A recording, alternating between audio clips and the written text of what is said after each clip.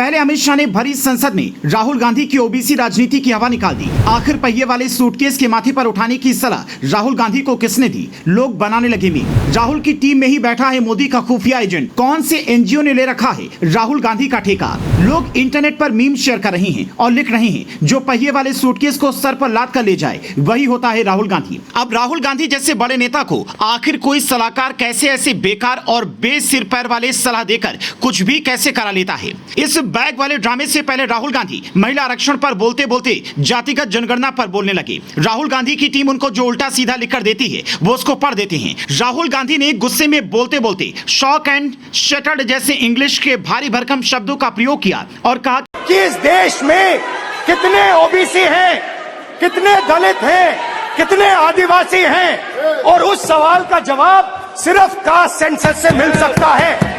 भाषण में आपको ये आप बदलिए।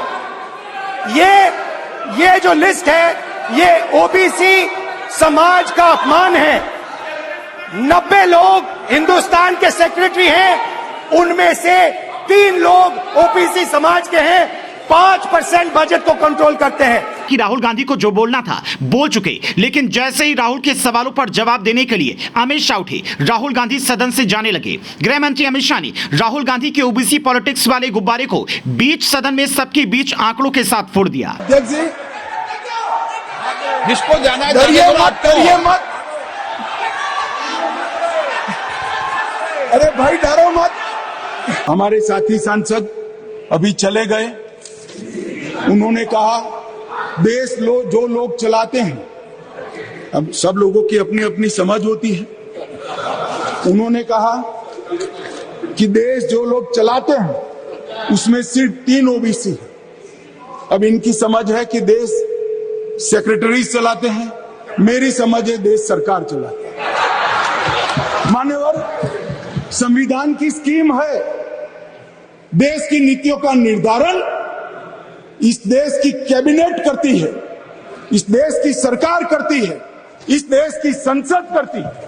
और आंकड़े अगर आपको चाहिए तो मैं बता देता हूं, सुनने के लिए आप बैठे नहीं हो। भारतीय जनता पार्टी के सांसद में 29%, 85 सांसद ओबीसी कैटेगरी के हैं। कंपैरिजन करना है तो आ जाइए। और मान्यवर मंत्री भी 29 ओबीसी कैटेगरी के। राहुल गांधी की टीम राहुल से हिट एंड रन वाली राजनीति करवा रही है। राहुल गांधी सदन में राफेल से लेकर अडानी, पेगासस, यहां तक कि महिला आरक्षण पर भी सिर्फ बोलते ही नजर आए हैं।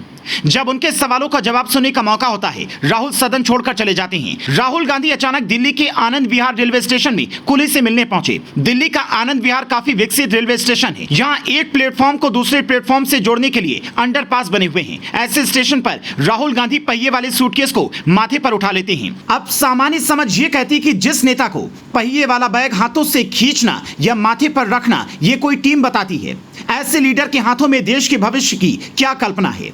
राहुल पर बोलते हुए बीजेपी अध्यक्ष जेपी नड्डा ने कहा, मैं बार बार बोलता हूं, लीडर को लीडर बनना पड़ेगा, ट्यूटर से नहीं चलता काम। ये ट्यूटर्ड स्टेटमेंट से नहीं चलता है काम। और वह भी ट्यूटर अगर कोई लीडर हो तो भी समझ में आता है। ये एनजीओ को लेकर के आ जाते हो, जिन एनजीओ को जिनको आता न पता न सता, कोई चीज जानकारी नहीं, वो आपको समझाते हैं और आप बोल करके सोचो I was shocked and shattered and shocked. अरे भाई शौक तो लगना ही था, जब पढ़ना ही नहीं पूरा तो शौक ही लगेगा, और क्या होगा। अब सवाल है कि राहुल गांधी किस एनजीओ के इशारे पर ये सब बवाल कर रही हैं?